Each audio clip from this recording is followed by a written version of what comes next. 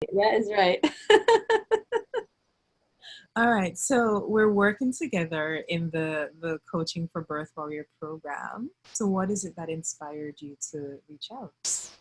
Yeah, I think the journey and the shift I took in the midst of my infertility and finding um, relief and comfort and healing in the metaphysical, in the mind body connection space, and seeing how that served me was really the main motivator. Knowing you personally, knowing your work, I knew that it would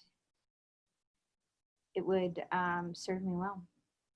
Yes, yes. And Yeah, your experience been so far? it's just been beautiful, Natalie. And every session, something new comes up, and I think not going into it with an agenda has been this opened up this beautiful process of like discovery where you and I kind of go into something together and we don't know what's going to come up, and um, we roll with it. We have fun with it. We're curious together. And it's such a safe and sacred space where I can really feel vulnerable, and I have the permission to just see what comes up. And it's been really transformational. As I've said, there's things that are in my subconscious that I don't even realize that you have helped kind of extract that needed to come up. And once they did, like, we gave that space and we sat with it and we were curious about it. And then, you know, it was like I just became lighter afterwards. Oh, I'm so grateful to hear that, and even more grateful to be able to work with you. I Yeah, look forward to a session every single time that we have a session. Like, oh yeah, I get to see Katie today. yeah, me too. So going back to camping, what I'm remembering is just how connected you are to nature. Yeah. And within our sessions, without sharing the details of the sessions, there like that connection to nature has come up.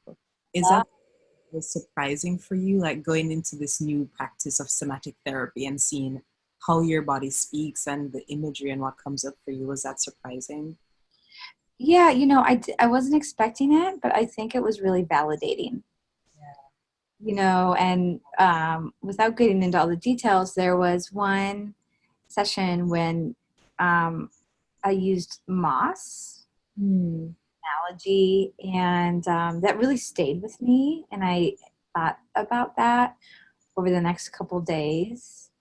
And I'm just, it like really validates like this is where I feel most connected to myself. And this is where you go to seek out peace and sustenance in your life. And it's kind of always been like that for me since I was a little girl.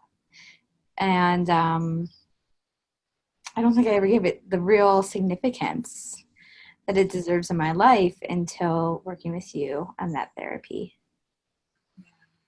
And I think it really just reinforces not even the idea, but the knowing that the mind, body, and spirit are connected. You know, imagery to come to you and for you to connect to it in a very deep place. And then there's something that shifts in the body, once you reconnect with that. It's just such a beautiful practice. Absolutely. Yeah. And it's so grounding, and knowing the wisdom that our body carries in itself is so empowering. And you just help me access that wisdom that I didn't even know was there. It's like magic. It's hard to explain what the practice is without someone experiencing it. It's so hard to give all the words to what the full experience is. But And especially that you're able to do this so artfully virtually is amazing. I really thought that we would have to be, you know, in the same room, physically present with one another for it to work, but that was not the case. What is your hope for your son? Uh, I I hope that he is free to be his original self Mm, in this world. yeah. Ah, that's powerful. All right. What is your hope for our world? But there's so many things. No, I hope that the shift we're experiencing as a society right now has a long-term positive effect on the way we treat each other, on the way we treat our planet, and the way we progress as a society, really. Um, I hope that if everybody had more of a mind-body connection and a connection to the natural world, I believe that so many of our ills would be taken care of. We would tread lightly on this planet. We would hold one another in a much higher regard.